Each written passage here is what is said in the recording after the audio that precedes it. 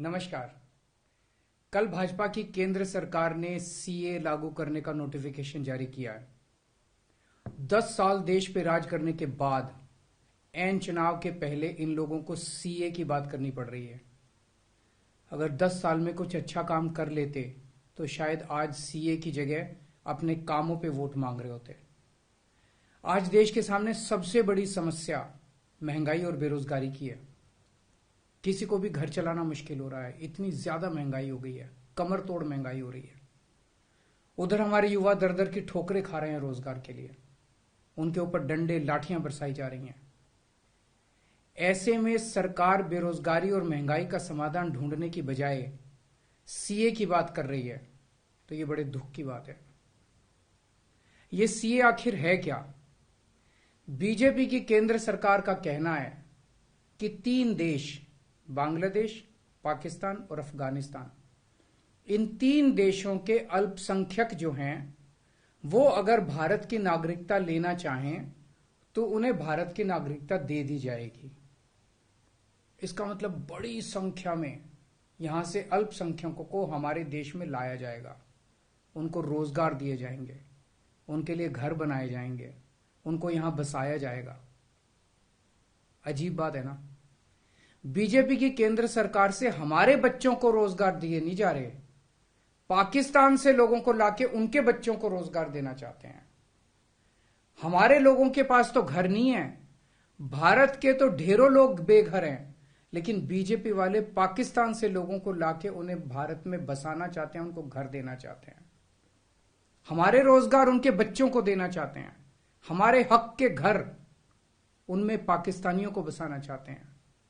भारत सरकार का जो सरकारी पैसा हमारे परिवार और देश के विकास पे खर्च होना चाहिए, वो पैसा पाकिस्तानियों को भारत में बसाने पे खर्च किया जाएगा। इन 3 देशों में लगभग 2.5 से 3 करोड़ अल्पसंख्यक हैं। ये तीनों बहुत गरीब देश हैं।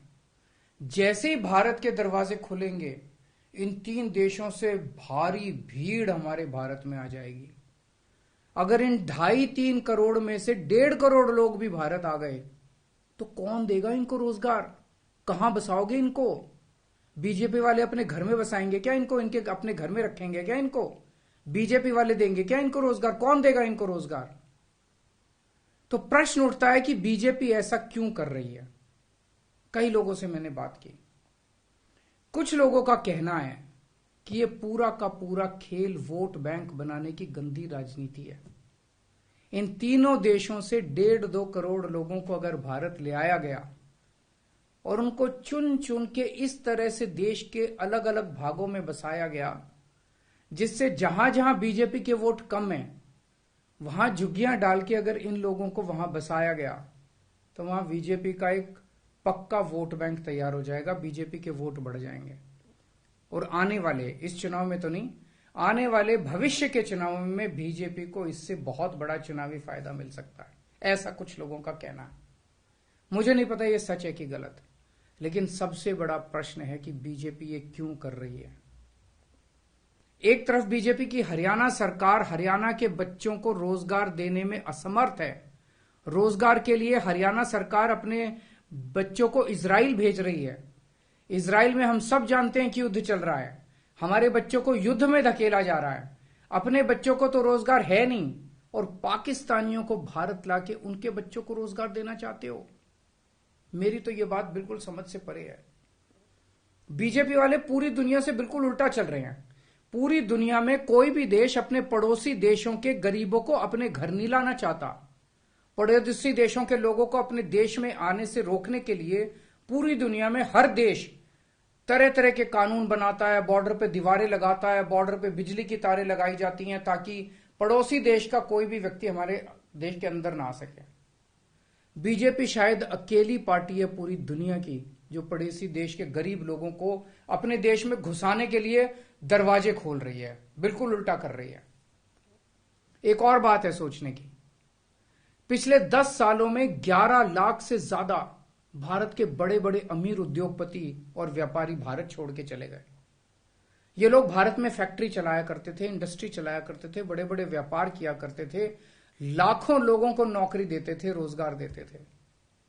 ये बीजेपी की गलत नीतियों और उनके अत्याचार से तंग आके भारत छोड़ के चले गए। अगर बीजेपी को लाना ही है तो इन लोगों को वापस भारत लेके आओ ना, जो भारत छोड़ के चले गए। ये भारत आएंगे, इनके पास पैसा है, भारत में इन्वेस्ट करेंगे, नई नई फैक्ट्रियां खोलेंगे, नए नए व्यापार खोलेंगे, अपने बच्चों को रोजगार मिलेगा। ये क्या बदतमीजी है कि बांग्लादेश के, पाकिस्तान के और अफगानिस्तान के लोगों को हमारे देश में लाके बसाएंगे और उनको हमारे बच्चों के हक के रोजगार उनको देंगे।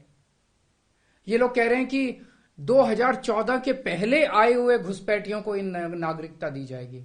ऐसा नहीं है, ये तो शुरुआत है। एक बार ये सिलसिला चालू हो गया, एक बार दरवाजे खुल गए तो फिर बहुत बड़ी संख्या में पाकिस्तानी और बांग्लादेश से लोग भारत में आने लगेंगे। आज बीजेपी कह रही है 2014 के पहले आए हुए लोगों को ही नागरिकता दी जाएगी।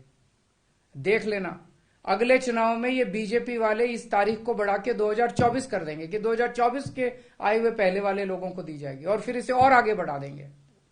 मोटी मोटी बात यह है कि पाकिस्तानियों और बांग्लादेशियों के लिए भारी संख्या में भारत आने के लिए बीजेपी सरकार ने दरवाजे खोल दिए।